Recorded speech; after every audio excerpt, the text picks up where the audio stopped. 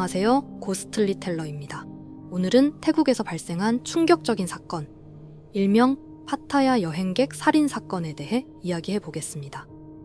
평범한 여행객이었던 노이종 씨가 잔혹하게 살해된 이 사건은 아직도 많은 의문을 남기고 있습니다. 그럼 지금부터 그 끔찍한 사건의 전말을 함께 살펴보겠습니다. 2024년 5월 7일 한국에 있는 노이종 씨의 가족에게 협박 전화가 걸려옵니다. 당신 아들이 우리 마약을 강에 버려서 1억 원을 변상해야 한다는 협박이었습니다.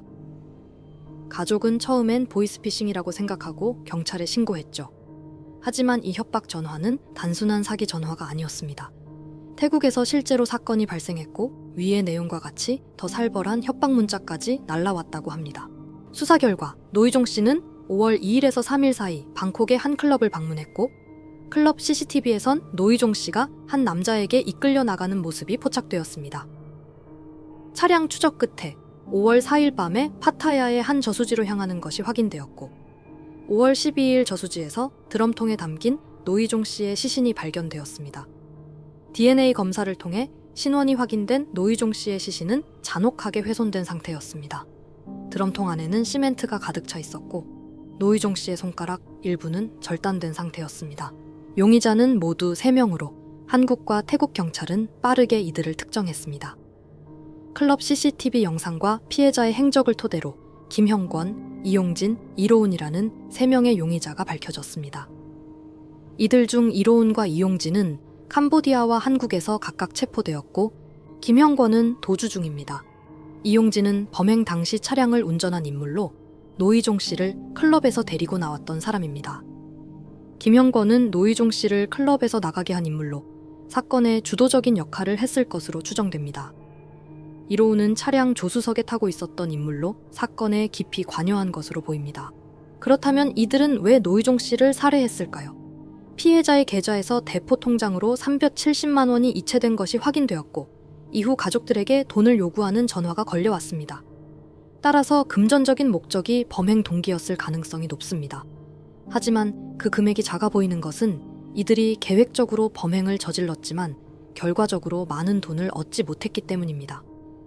이들은 아마도 더 큰 금액을 요구할 생각이었을 것입니다. 노이종 씨의 시신은 시멘트와 함께 드럼통에 담겨 있었고 손가락 일부가 절단되어 있었습니다. 이는 지문을 없애기 위한 것으로 추정되며 시신이 발견되지 않도록 하기 위한 조치였을 것입니다. 또한 시신이 발견된 저수지 근처에서 드럼통을 구입하고 픽업 트럭을 빌리는 모습이 CCTV에 포착되었습니다. 이들은 매우 치밀하게 범행을 계획하고 실행했습니다. 특히 노이종 씨를 클럽에서 납치한 후 바로 저수지로 이동하여 시신을 유기하는 과정을 통해 그들의 범행이 얼마나 계획적이었는지를 보여줍니다. 범행 당일 노이종 씨는 클럽에서 이용진과 만났고 이용진은 노이종 씨에게 술을 권했습니다. 이 술에는 수면제가 섞여 있었고 노이종 씨는 술을 마신 후 의식을 잃었습니다. 이용진과 김형권은 노이종 씨를 채태우고 방콕 시내를 벗어나 파타야로 향했습니다. 그리고는 시신 유기에 필요한 픽업 트럭을 빌리고 드럼통을 구입하는 모습을 물론 파타야의 한 풀빌라에서 하룻밤을 머문 뒤 다음 날 밤 한적한 저수지 근처로 이동했습니다. 김형권은 드럼통에 시멘트를 부어 노이종 씨의 시신을 넣었고 이용진은 손가락을 절단하여 지문을 없애려 했습니다. 이 과정에서 노이종 씨는 이미 사망한 상태였으며 시신을 유기하는 동안 그들은 매우 냉정하게 행동했습니다. 노이종 씨는 납치된 후 의식을 잃고 깨어나지 못했습니다. 그의 마지막 순간은 매우 고통스러웠을 것입니다. 수면제의 효과로 인해 그는 의식을 잃었지만 질식사로 인해 고통을 겪었을 가능성이 큽니다. 그의 갈비뼈가 부러진 상태로 발견된 것은 납치 과정에서 심한 폭행을 당했음을 시사합니다. 용의자들은 시신을 유기하기 전에 노이종 씨의 손가락을 절단하여 지문을 없애려 했는데 특히 엄지손가락과 검지손가락을 절단한 것은 생체 인식을 통한 금융거래나 전화기 잠금 해제를 시도했을 가능성을 시사합니다. 이들의 범행은 매우 잔혹하고 계획적이었으며 이는 그들이 이미 여러 차례 범죄를 저질렀을 가능성을 보여줍니다. 용의자 중 한 명인 이용진은 클럽에서 노이종 씨를 만났고 이미 알고 있던 사이로 보입니다. 이들은 오픈 채팅방을 통해 처음 만났고 노이종 씨는 몇 차례 오픈 채팅방에서 친구들을 만나며 클럽을 다녔습니다. 노이종 씨는 태국을 자주 방문했으며 그곳에서 새로운 친구들을 만나기를 즐겼습니다. 이번에도 오픈 채팅방에서 만난 사람들과 클럽을 방문한 것이 사건의 시작이 되었습니다.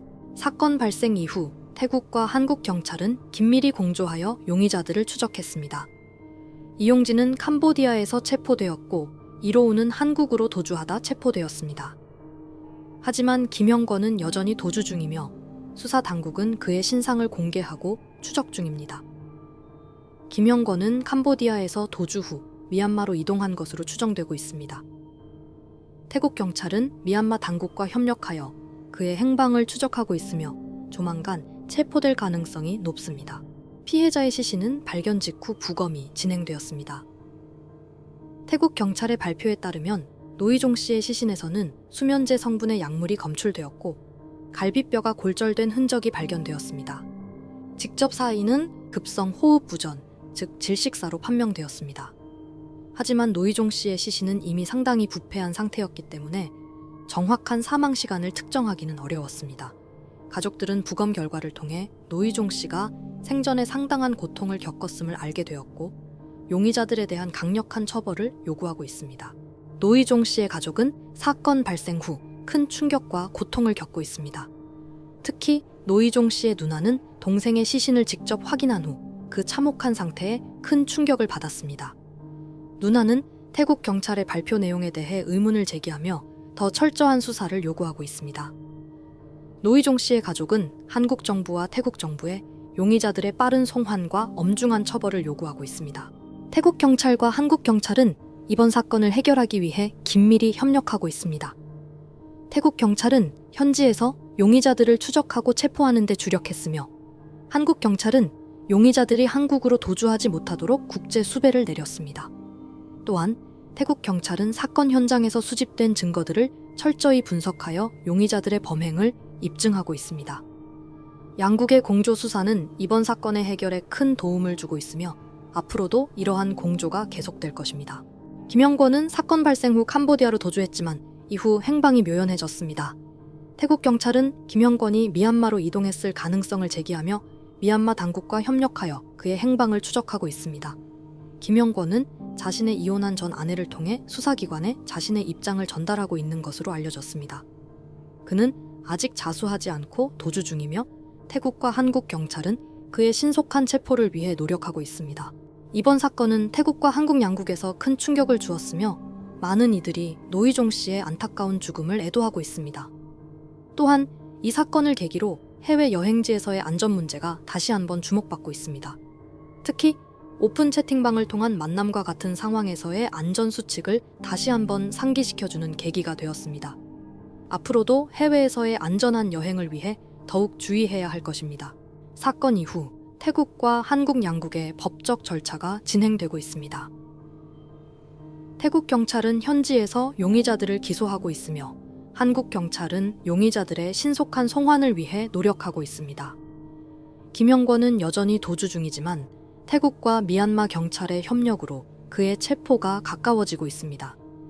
이용진과 이로우는 각각 태국과 한국에서 구속되어 조사를 받고 있으며 이들의 범행 동기와 구체적인 범행 과정을 밝히기 위해 철저한 조사가 진행 중입니다. 이번 사건은 단순한 금전적 목적을 넘어서 범행의 잔혹성과 치밀함이 돋보입니다. 태국과 한국 경찰의 발빠른 공조 수사로 많은 부분이 밝혀졌지만 여전히 많은 의문점이 남아 있습니다. 앞으로의 수사 진행 상황을 지켜보며 사건의 진상이 밝혀지길 바라며 오늘의 이야기를 마치겠습니다.